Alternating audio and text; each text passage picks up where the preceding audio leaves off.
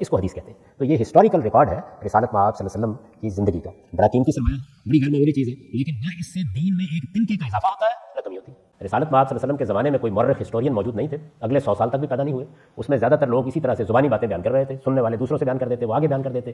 اتنا بڑا جھوٹ اور اتنی بڑی جہالت کوئی نہیں ہو سکتی. سیدنا ابو ہریرہ نے اپنی مسند جو ہے، جو ابو ہریرہ سے روایات اپنی زندگی میں ہی لکھ لی تھی.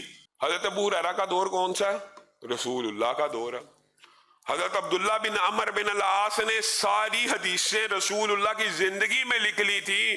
ان کو منع کیا گیا تو رسول اللہ نے انہیں لکھنے کا حکم دیا. رسول اللہ نے اپنی زندگی کے اندر، رسول اللہ صلی اللہ علیہ وسلم نے ایک مرتبہ بڑا بلیغ خطبہ دیا تو ابو شاد صحابی تھے، انہوں نے کہا میرا حافظہ کمزور ہے، آپ نے جو آج گفتگو فرمائی ہے یہ مجھے لکھوا دیجیے. رسول اللہ نے حکم دیا ابو شاد کے لیے لکھ دو. اپنی زندگی کے اندر حضرت ابو ہریرہ کے شاگرد ہیں کون؟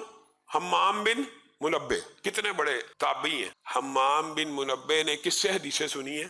سیدنا ابو ہریرہ سے. اور ابو ہریرہ نے کس سے سنی ہے؟ ایک واسطہ، صرف ایک واسطہ. وہ صحیفہ حمام بن منبہ اپنی اصل حالت میں آج بھی موجود ہے، آج بھی موجود ہے. یہ کہتے ہیں بعد میں 300 سال بعد لکھی ہے.